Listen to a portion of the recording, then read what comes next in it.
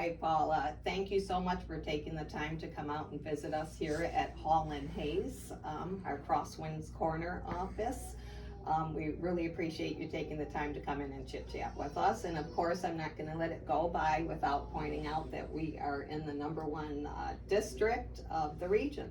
So thanks again for coming out. Rita, thank you for having me. I mean, kudos to the Macomb team all in all. I know I tease Steve quite a bit around, you're my hometown district, right? You're right in my backyard. So I tend to watch you guys a little bit closer, but just amazing work. I mean, between the 3 offices that you lead, right? Which are all, I'm skipping a jump of my house, but also too, I think the work that you do as a team is just really amazing. You guys are really in it together. So it doesn't surprise me that you guys are #1 and probably will remain there. I know the others might not like what I have to say, but hey, right? You invited me here today, so. Yeah, thank you. Thank you for the recognition. Paula, what led you to come to HR Block? So I retired, gosh, it's gonna be almost 2 years ago from a 30-year, very successful year in banking, right? So I was with a top 5 financial institution, decided to take some time and, maybe be a full-time mom. Was never that in my world, but needless to say, I forgot that my kids are 25, 20, and 17. And my boys were like, yeah, Mom, I think it's time to go back. I'm like, I was gonna take a year. I lasted 7 months. So it'll tell you how much I enjoy working. But what led me here was as I started, that journey back on what I wanted to do, because to me, this is the end of my runway, right? Where I look at where I want to sunset myself from a career perspective. I had to look for a company that truly valued its associates, that truly cared about its clients, and that really was looking to kind of grow in different ways, as our clients need change. And so a friend of mine who was a recruiter actually found the opportunity through another recruiter friend of theirs. And the process was, first and foremost, simply amazing. Although I met with, gosh, I can't even tell you how many interviews that I went through, which it was a month-long process. Let me just tell you that much, right? It was like a month-long process. But more importantly, as they walked me through Block Horizons 2025, and I had an opportunity to not only sit down with Karen, but Jeff Jones, and really kind of understand where their vision is around small business. For me, the last 20 years of my career, I was a huge small business advocate. Most of our business, what we did was supporting small business clients, and uniquely, what we can provide our clients from a not only tax service standpoint, but how we can leverage that in the system as small businesses grow is nothing short of amazing. So whether that be the work that we're doing around, Schedule C to entity, the bookkeeping and payroll, right, the refer a friend. Again, we're trendsetters in the state that we can provide services at a very cost-effective rate that our small business clients can afford that aren't affordable at a financial institution. So for me, that was really exciting to me, and the work that they're going to put into that, not only I know through 2025, but beyond that. Right. Hey, Paula, March is National Women's Month, Recognition Month. Wednesday is National Women's Day. And you are a woman in a pretty influential position.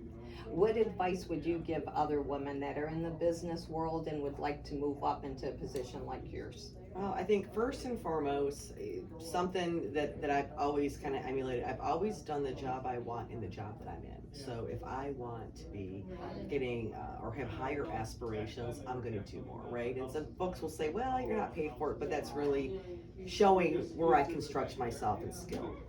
Secondly is really getting like a board of directors, right, within your organization that can really advocate for you, understand who you are, what you do, what you stand for, and really whether you're at the table or not, they have a voice for you and can advocate for you.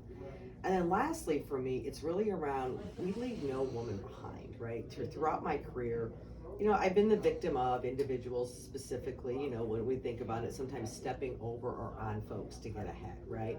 I'm a firm believer that regardless of who you are or what role that you're in and where you want to go, we need to bring women up with us, right? Regardless of your position, I've always looked at, and when I left my own career, I prepared my successor. I should always have somebody ready to take on my role when the time is for me to move on to a different role or retire, whatever the case may be. And I think also too is that, you know, we've got to include our male counterparts, right? They think about our women's network here at H&R Block or things around that it's all just women driven. We need our male counterparts just as much to be supporting in that venue, right? To be advocating for their female associates that want to go places and do things. And, you know, how do they connect them? So for me, it's really around advocacy, bringing them closer to you, and really creating your own personal board of directors. A team, no matter woman, man, Right, team that are outside of my immediate circle, right? Right, That right. know me, know what I have, and when I'm not at that table and there's discussions going on, they're going to talk about Paula and what Paula brings to the table. Right, exactly. Well, let me just say that you're truly admired. You're an ambassador for many nonprofits, and you're admired for all of that. Thank you. Now, with our survey coming up, Mhm. there's some changes that could be made, and there's some changes that have been made.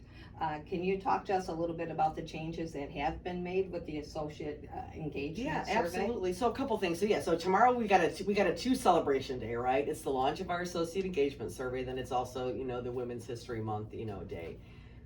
For the associate engagement, I'm going to say, I mean, it's a pretty high percentage. I won't quote you the number, but the amount of feedback that we get from our surveys affects the change, right? And a couple that are probably going to hit near and dear to our folks that are going to be seeing this. The first is IPP to TPI. The part around IPP is, for me, when I came on board, and I'm not even a tax professional, I'm like, what is this? This is like this bucket, this bucket, this bucket, this bucket, right?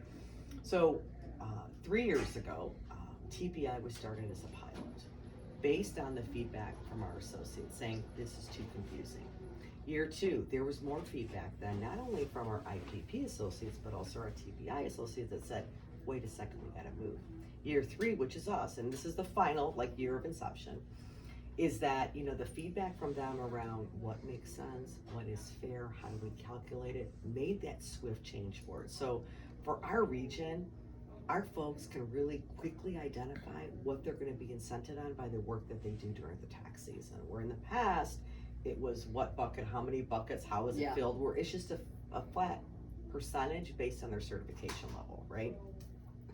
The second part was around really allowing us as regions and district to accelerate our hiring with our accelerated tax associates, right? Rita, you've been here a while. Yeah. Even in my short time, we know that we have such a small window to hire our folks and get them ready, right? And so our first year tax pros generally will remain like a first year in a sense of learning unless they work like pre-season, almost 2 years, just based on the sheer volume.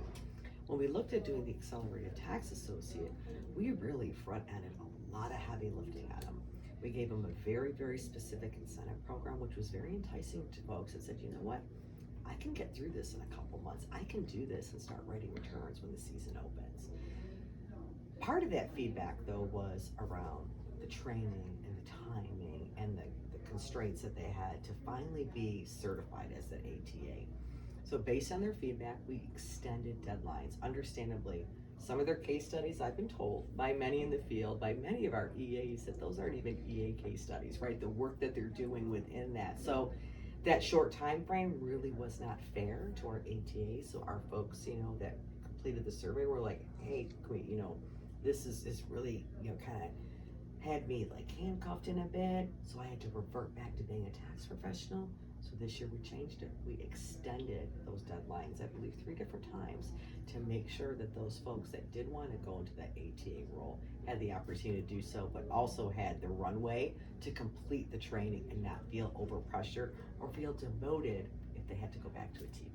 Right. So feedback that you get is heard, and it is acted upon.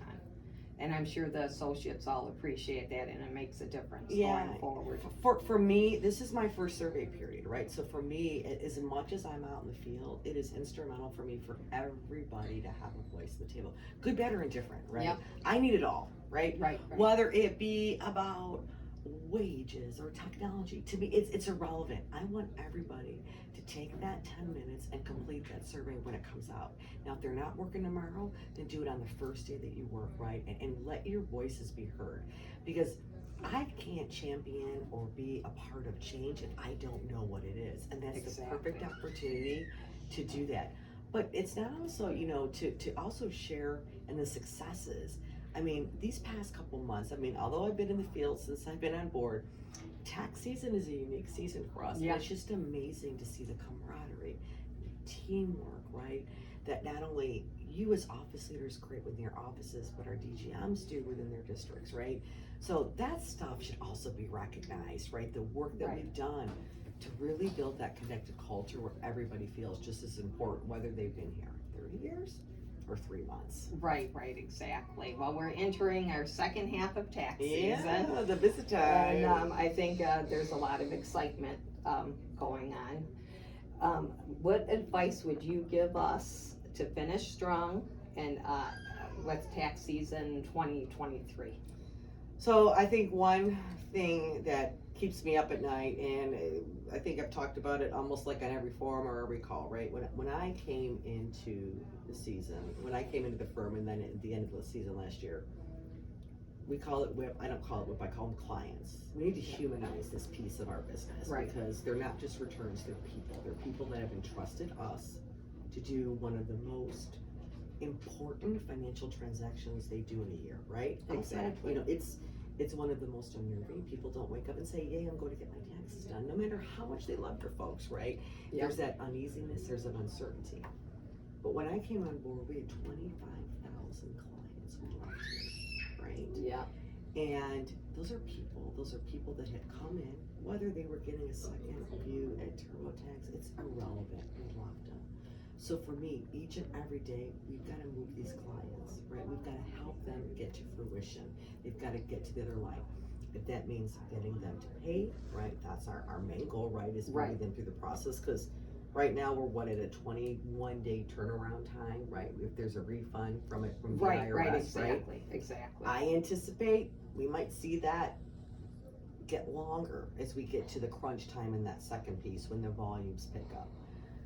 If the client chooses not to do business with us, it's okay, right? We as much as we want to win everybody, there are clients for whatever the reason, whether it's price, whether it's a second opinion, let's move on from those clients, right? Because for me, then what happens is when we don't do that, our summer folks, which to me are like our unsung heroes, the folks that work our summers, I mean, between the letters that they do and the returns that they didn't complete, the clients that they're continually trying to connect with to get them over the finish line.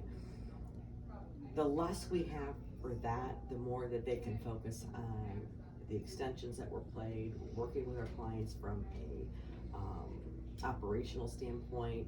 They can look at possibly perhaps cross-selling some of our small business clients on certain things. So for me, it's like every day, each and every one of us have to come in from a commitment around not extending our clients that are in process. It's around reducing it, because if we don't do that now, when second peak comes, we're going to be caught. And we're going to be caught hard that we're not going to be able to service the influx, because second peak is going to be, from what we anticipate, much more dramatic than first. Right, and that's understandable. Well, like I said again, Paula, I really appreciate you. We all appreciate you coming in to visit us. It means a lot to us, and I really enjoyed this chit chat. Maybe we can do it again in the future. Absolutely. Anytime. Hey, well, thank you, Rita. I'm in your neck of the woods all the time, so you can call me anytime. And high five for saying we're going to finish number one. Number one, as a region, as a district, all the way across the board, right? That's all right. Thanks, Rita. Thank you.